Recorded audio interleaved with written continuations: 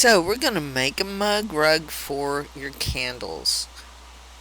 So I started off and I appliqued this Nordic star embroidery design on some white cotton fabric, and I do have a polyester batting underneath and then no show mesh. If I did it again, I would probably either use a 100% cotton or a 100% wool batting, but I used what I had on hand. So for a little bit of this video, you'll see some of the appliques stitching out. If you're new to embroidery, one thing that you want to do when you're doing your appliques, um, trim them as close as you can and try to make sure that you get a applique design where the satin stitch is wide enough to cover your trims. This one, I do believe, for this 8x12 size is 4 millimeters, which is plenty. Also, another cut thing would be to use something like Wonder Under Heat and Bond on the back, just so that you can fuse your applique down to your background fabric after it's all stitched.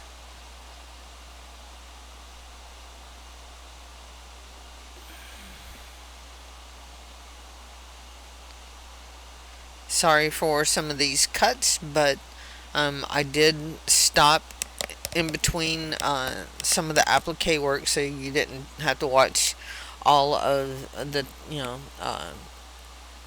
line stitch out to show you your placement line, your tack down, all of that. I just tried to catch a little bit of the satin on each one, and we'll be coming to the end of this very soon.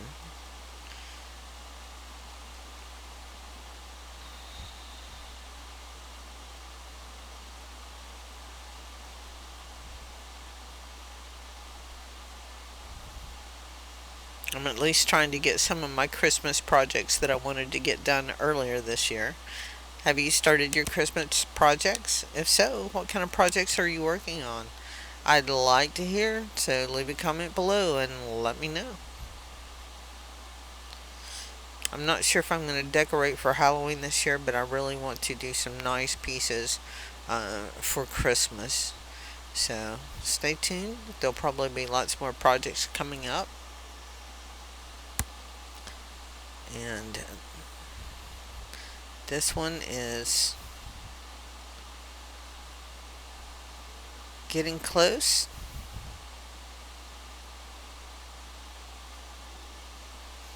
Have you tried machine applique before? If not, you should give it a try. It's a fun little thing. It was a while before I actually tried to do applique, and I used to have lots of little threads stick out from my applique. I think that some of my initial designs that I did were very narrow satin stitches, and over the years I have changed them to be larger because they do look better and they make sure that you get that extra little coverage in. So what was your first applique project? Mine, I think, well, I had some quilt blocks, and that was before I really knew how to digitize applique. But then I think my next one was some owls, and they turned out pretty cute. And at one point in time, owls were a very hot item. But I saw this Nordic snowflake, and it's from another set that I had made in a fill stitch, and I thought that I could blow this particular aspect of it up and make it an applique, and that it would look pretty for either a candle rug, or maybe a vase rug, so that you can set your vase with your flowers down on it and kind of protect the table in case you uh, miss a little water when you're refreshing some of the water refilling.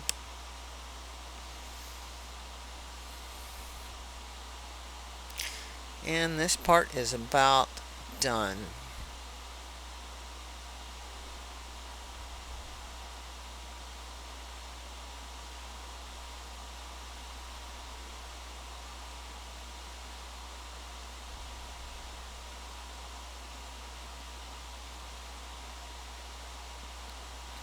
So next, I had uh, trimmed this off initially to uh, work with a 12.5 inch ruler, and this is me trimming it off here.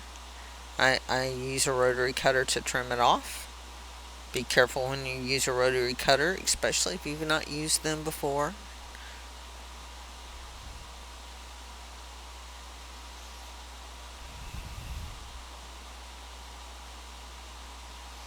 I will admit right now, after I cut this, I looked at it and I thought it was a little large for what I was doing, so I ended up recutting to where it extended 1 inch beyond the tips of the applique. So it made it, I want to say it was probably about 9.5 inches or so, um, right around there. And that way, uh, this would be able to fit on the table that I had envisioned when I started this project. But it's better to cut large and cut down than cut down and wish that you had larger. So this is it after I had resized it. And I'm getting ready to sew the backing that I'm going to be using. And as you can see, my embroidery machine had some tension issues at the very beginning, but I put on a thread net and that for the most part resolved the issue. So I'm just going to sew around this, leaving about 1/4 inch from the batting.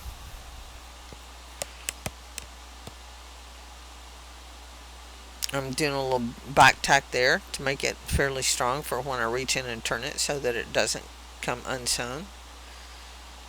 And I'm trying to come very close to 1/4 inch there, so you'll see me swing it around and check. Nope, I need another stitch.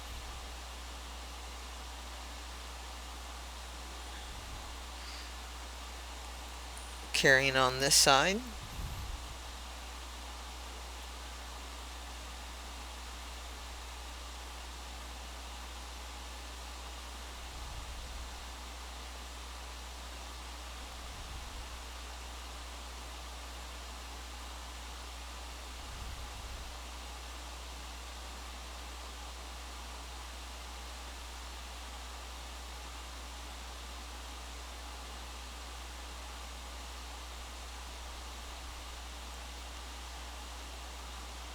One more side and a part of the original side to go, and we will be done with this part anyway.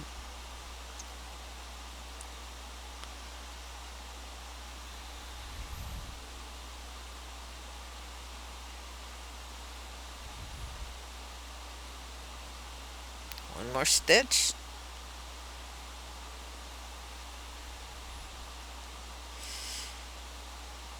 Back tack so that it doesn't come undone when I'm turning it. I'll clip my threads. And then I'm going to take my scissors and remove the excess backing fabric that I had done. I trim the corners very close to the stitch line, but not through the stitch line. I cut down this side. Again, trimming close. I trim this away.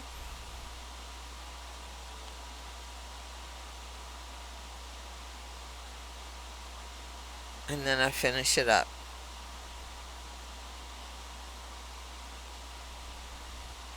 So I reach inside and I turn it right side out.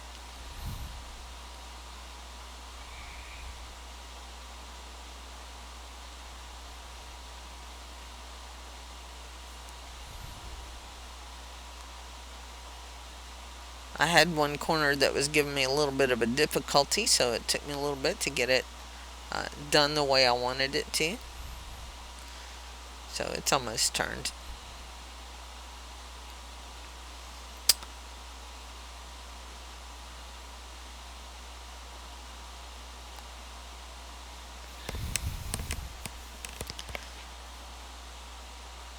Still working on that one corner.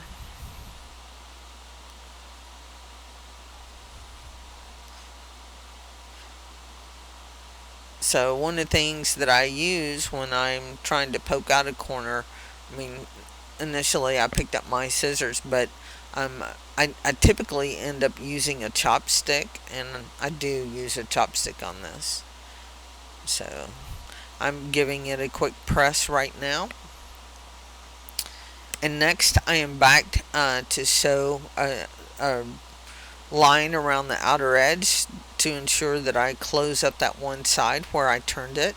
Um, you may see some stitching in here. Originally I had sewn it with the red thread that I had in when I was attaching the back to the front, and I didn't like the look of that, so I carefully picked all of that out. And this version right here, I am using white thread, so you will not be able to see it.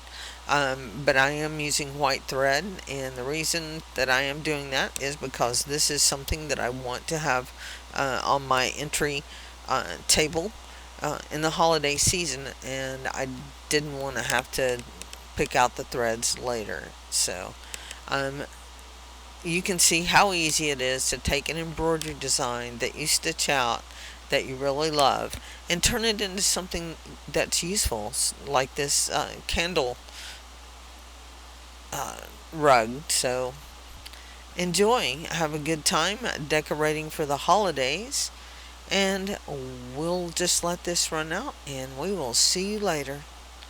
Bye.